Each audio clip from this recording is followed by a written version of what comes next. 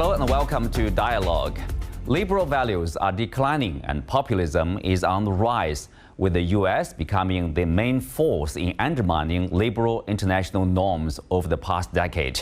This is according to Yan Xuetong, a leading Chinese scholar in international relations, who says that China should give priority to neighborhood diplomacy, given that the current China-U.S. tensions could be a long-time trend. How worried should we be about declining liberal values and rising populism? How will China and the U.S. deal with their current frictions? And to what extent will global diplomacy be impacted by this year's many elections and the rising geopolitical tensions? To find out more, I'm glad to talk with Mr. Yan Xuetong, Secretary General of the World Peace Forum and also the Director of the Institute of International Studies at Tsinghua University. Join us for our discussion today from Beijing. I'm Xueqing.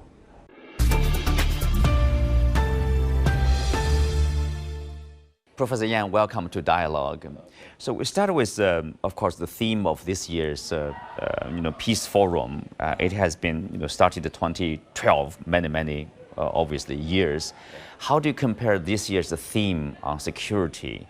Is there anything distinctive why you choose this theme for this year? And World Peace Forum heavily focus on the security issues, and that's the basic distinction between our forum with the other international forums held in China. And we heavily focus on security this year, and you can notice that we heavily focus on the war.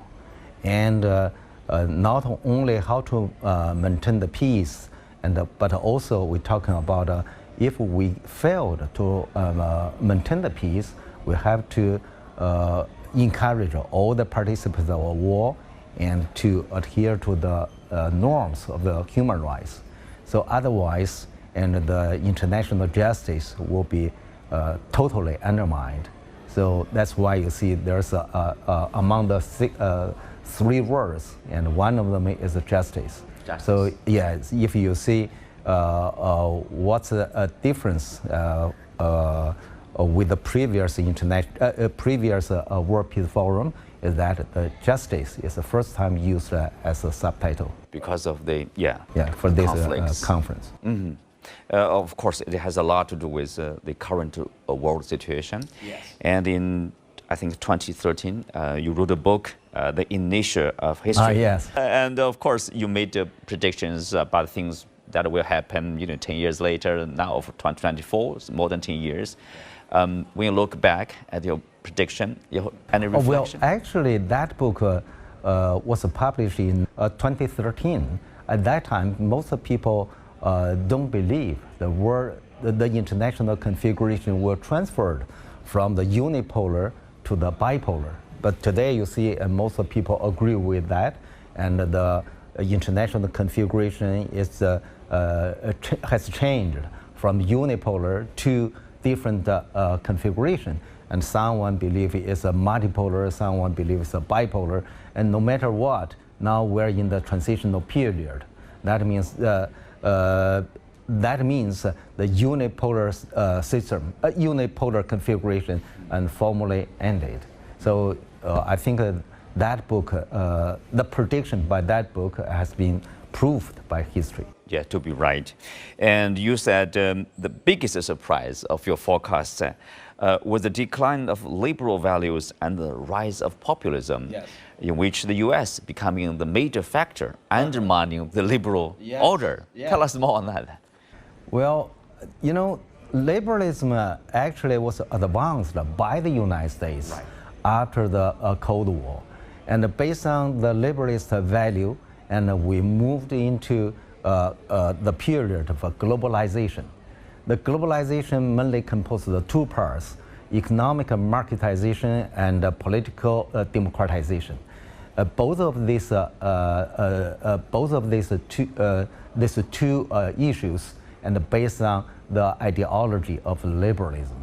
But now you find that American has already taken the leading role in undermining both of these two elements of globalization. And they started the economic protectionism.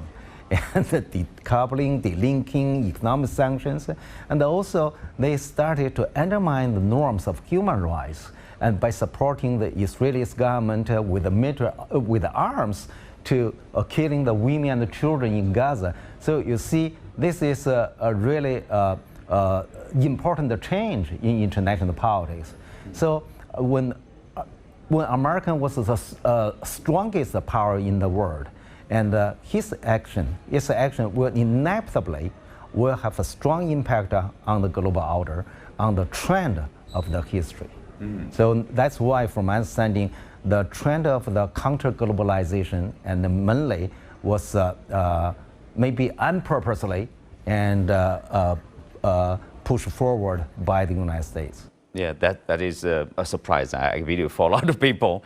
But of course, with the U.S. withdrawal sort of from globalization, from pushing forward for globalization, and also in particular this, as you said, about this on other fronts, for example, the support of Israelis in terms of this humanitarian crisis, women, children in Gaza, it must have a global impact.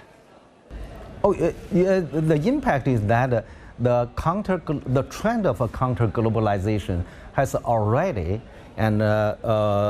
proliferated and also split from the economic counter-globalization to political counter-globalization.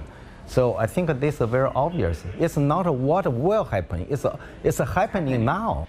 What do you mean by political counter-globalization? The political part of globalization is a democratization. At the international level, it means that human rights norms. And these human rights norms are adopted by the UN, and the majority members agree that all the government has a responsibility to protect individuals' security. It's not national security, not state security, not the country security, but individuals' security. And so in that time, we even remember that there's a debate about which norms should enjoy the priority between the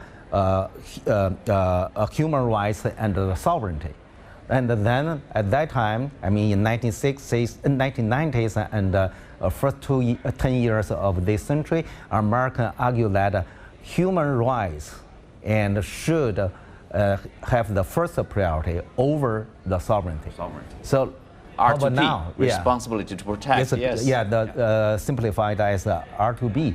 And how about now? America totally abandoned the concept of R2B and supported these unnecessary actions and violating the human rights norms in the Middle East. Yeah, in the Middle East in particular. Of course, one of the key, I guess, for a lot of people, observation is really about the new, or if I may call it, in the global system, multipolar or bipolar. It's really between China and the U.S., the largest economies, most powerful countries probably. And you say that the tension between the two countries will be long-term, and you propose that China should prioritize the friendly neighborliness, yes. Such a policy to deal with the U.S. challenge. Tell us more on that. Well, that's very simple. And for China, and if we identify ourselves as a rising power, and this concept means China is developed from a developing country to a developed country, and China will becomes a strong country in the world. And so, how can you make how can China make itself have that kind of global influence? That means you must have a positive impact or influence on the surrounding area. And if China cannot have the surrounding positive impact on the neighbors, it becomes almost impossible. And we have a positive impact on the whole world, the rest of the world. So that's why, according to the IR theory, or realist theory, we consider all of the rising powers have to get along with the neighbors first, and then they create a better environment for this country becomes a real global power. In that respect, how is China doing? We know that China is the largest trading partner, basically of every, Asian nation or nations surrounding China. At least economically, China is doing well. Well, that's really depends on the how the policymakers concerned and what's the approach to improve the relationship with the neighbors effectively. And some people believe, and we can improve our relationship with the neighbors by economic measures. That means give them some money. And from my understanding, this is it doesn't work. And if we want to get along with our neighbors, we have to provide a security protection for them. If we do not provide a security protection for them, and then the growth of China will brings about a kind of fear in our neighbors. That means they will raise the question. And when you are stronger than me, who can ensure that you will treat me nicely? So this is a very common issue faced by all the rising powers in the history in the last thousands of years. It's not a unique situation, and China just facing the common situation and by all the rising powers in history. In terms of China's U.S. policy or policy on the U.S., we see basically, it remains unchanged despite the U.S. Giving up on engagement policy with China. They are not having a policy, whatever you call it. People call it containment. Some people call it a new Cold War on China. How do you see the U.S. policy on China? Is it containment? Is it a new Cold War? What's the purpose here? Well, I think a lot of parliament, a lot of congressmen at the Capitol Hill want to resume a Cold War against China. Their logic is very simple, and they think since the U.S. won the Cold War, and by the ideological expansion and by the containment against the Soviet Union, so if they drag China into a new Cold War, and they have more experience to win the war rather than China, so for them they believe as long as they get China into the Cold War, they have more chance than China to win the competition. So that's also, I think, from my understanding, most of the Chinese people, including policymakers, understand this logic. That's why officially our government frequently repeat it, and we do not want a Cold War. And the most important thing for handle our relationship with the U.S. is to prevent a new Cold War.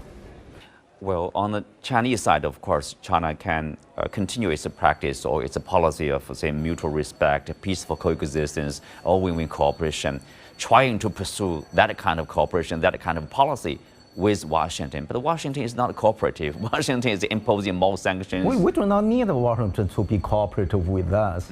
As long as we do not adopt the Cold War strategy, and their Cold War strategy are doomed to fail. This is a game between two parts. And if the one part says, I do not want to play that game, they cannot play the game by themselves. So the Cold War is a game played by two parts are willing to play the same game. And when one part says, hey, I want to play the other game rather than this game, you can't, the one party can only unilaterally play the game. What about the neighborliness? You talked about the policy. Okay, Japan, South Korea, important trading partner of China, and close neighbors. What about unilateral visa-free treatment for citizens from these two countries? Well, already at this World Peace Forum, Hatoyama suggests that China should resume the policy, give the free entry of the Japanese tourists, 15 years free entry to the Japanese tourists. From my understanding, opening up policy will benefit China, and rather than closed-door policy in any sense. People are talking about the rise of protectionism and also populism, kind of like with the elections, like in European Parliament, you see the right-wing parties are winning more support, and also in France, for example. Are there any consequences of the rise of the right or the rise of populism? The rise of populism will bring about more conflicts between countries, more military clashes between countries, and more violation of international norms, and more troubles, and also the slow growth of the economy. And I don't think the rise of populism will bring anything good to this world. Negatively there. Yeah. And then also saying the rise of the populism won't bring anything good to China. It's the same to every country, it seems. Yeah. Of course, between China and the U.S., one of the key elements, if not the key element, the key factor affecting this relationship is the Taiwan question. Where are we now, and what's the future prospect? Well, I think if you talk with the people at the World Peace Forum, you find that most people realize that after the San Francisco summit, and China and the U.S. already developed a kind of a mechanism to manage the conflicts over the Taiwan Strait. And so my understanding that this, the issue of Taiwan Strait is no longer as dangerous as last year. So as part of this overall relationship is being stabilized. People can be concerned with the new leader in Taiwan. In his first speech, he talked about basically like one Taiwan, one China. Maybe someone concerned about that. I think most people don't worry about that. It's not a big worry anymore. Not big issue. Not big issue anymore. All right, it's good to hear that. You said that when it comes to this ongoing Ukraine war in the European continent, you said China basically. Let's say there are a lot of damages to China in terms of national interests. What should China do, probably to help end the war? The Finnish President Alexander Stubb said, as long as Beijing picks up the phone, and then the war will be end.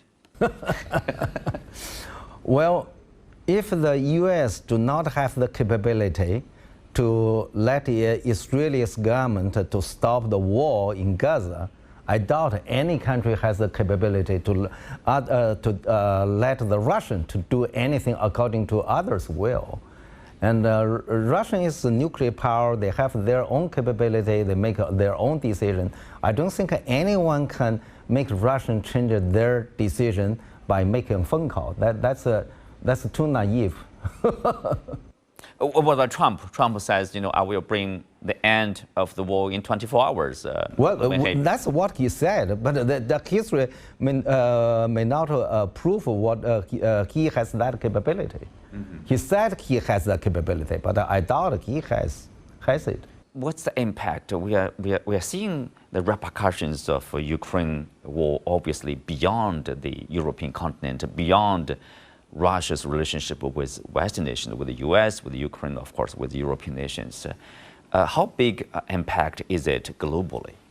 Well, if you compare the two wars, and you find that the war in Gaza has a kind of impact of proliferation from the Palestinian to Yemen, Syria, and the other Arab countries, and Lebanon, and somewhere. But the war in Ukraine and has not spilled over the border, have not spilled to any other countries. So I think the two wars are very different. So are you saying that its effect is limited? No. The fact is not. They are different nature. They have a different impact on the global order. If you talk to the Europeans, basically, when they say, the Chinese would assume our relationship with the European nations is really about us, our China, European nations, business, economy. But for the Europeans, their number one item usually on the agenda when they meet the Chinese is Ukraine. Yes. How is it affecting this relationship? No, because they're on the war. For them, the war is the most important. For instance, when we were on the war in the Korea and in 1950s, I don't think any Chinese policymakers were considering anything is more important than the war. Yeah. So when any any country is on the war, certainly the war is always the first priority of their foreign policy. And they are complaining like, the Chinese are not helping, or there's the expectation, obviously. Is there anything China can do? Well, I think both sides complain, and everyone complain that everyone hope the other countries will help them. And so they said, I don't think this is unique or anything special. And any country on the wall and will ask others to help them. And also simultaneously they will ask their rivalries to help them, like that. So there's no reason. This is a motivation. Because any party on the wall, they always believe they're right, the other side is wrong. And so they think everyone should help them. And the Russia and Ukraine and actually have the same attitude toward the rest of the world. Mm-hmm. No difference. Yeah, currently we are seeing kind of like deeper and deeper involvement of NATO nations or European nations and more firmer support from Washington, from Brussels. So which side is having this upper hand, short term or long term? The deeper involvement of the NATO members just means that they don't have the capability to win the war in short term. It doesn't mean anything. That just means that it becomes more and more difficult for them to win the war. Mm-hmm. So I don't know. I just feel that neither side has the capability to end the war in short term. Otherwise, you cannot see why there's a stagnant at the battleground. Mm-hmm. Taking into consideration of this, of course, the U.S. Policy on China, tensions between the two countries, the Ukraine war, Gaza war, and conflicts beyond these aforementioned the wars there. How do you characterize the current global system? How long it will continue? I use the term counter-globalization. How long will it continue? I think at least a decade. At least a decade. Yeah, at least a decade from now on. No shorter than that. Yeah. So we are continuing basically the opposite direction of... The whole situation will get worse and worse rather than to get any improvement. But at the same time, we are seeing regional integration, sort of like RCEP or CPTPP. Regional countries are talking about, for example, China, Japan, South Korea are talking about the trilateral free trade deal. This kind of a club cooperation and certainly is a positive, but they have a very limited impact on the global order. The global order at this moment mainly and shaped by the deglobalization economic policy and anti-human rights policy. Well, Washington is going to have, there's a likelihood that Trump is coming back to the White House. Are you concerned, from the Chinese perspective? Trump talked about imposing 6% of tariffs on Chinese goods. Well, no matter who win the election, they will adopt the containment policy against China. The only difference is that, and Trump may focus on the economic parts, and Biden will focus on the political and the strategic parts. So the difference is between just which parts, and China will face more pressure from China rather than the direction. And so, of course, we have these big players, China, U.S., Russia, and China-Russia relationship has been really stable with the leaders meeting each other frequently. But of course, that's also part of the issues the Westerners often raise with the Chinese side. How do you make of that? Well, I think they say, oh, you are too close to Russia because Russia is invading Ukraine, so we are not happy with that. It's affecting our relationship with China. I think China make the decision according to its own interests. And so China take considering his national interest first, and also China in general maintain a kind of neutrality and do not involve in this war and provide no arms to each side. I think China did in some way, and I think China did much better than the U.S. in terms of maintaining the world peace. And Americans provide weapons to one side of the wars, and not only Ukraine, but also in Gaza. And so you will find that Americans' weapons or arms are already used for undermine the global order. And there's you can see almost no Chinese weapons for used to undermine the world order. Mm-hmm. The U.S. policy, in a sense, is perpetuating those wars, either in Ukraine or Gaza. So do you think the U.S., well, with the changes around the world, do you think what's their priority, their purpose? It seems like some people say we need to defeat China so we can remain number one in terms of basically, economically, militarily, everything there. Yeah.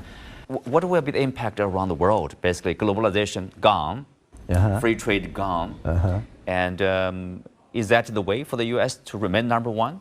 Well, that depends on U.S. capability. And the U.S. want to maintain as a world leader, but then that depends on their capability. If they don't have that capability, they cannot reach that goal. And at this moment, I doubt U.S. has that capability to maintain its international status as solid as it enjoyed during the post-Cold War period. After the end of the Cold War, U.S. really have enjoyed the domination of the world and become the world global leader. But now today, I doubt U.S. can continue and enjoy that kind of international status. Because US they itself, don't have that capability. Militarily, they are still the number one. No matter what, and no matter military or the economy, technology, and any the so-called comprehensive capability, and it's no longer that dominating as the post-Cold War period. Because of the rise of the West? And I think in some way it's the gap of the power gap between China and the U.S. have been narrowed. And also, the international norms and has already undermined by the U.S. So, and Americans' own ideology, liberalism, and already undermined by the rise of the populism in the United States. So all these factors make American can no longer being that kind of a global power today. It's like they are doing a disservice to themselves. Well, at this conference, a lot of people talking about the experience, how the major powers being ruined. And I think most people agree, major power destroyed by themselves rather than by external factors. Thank you, Professor Yan. Thank you for speaking with us. Thank you very much.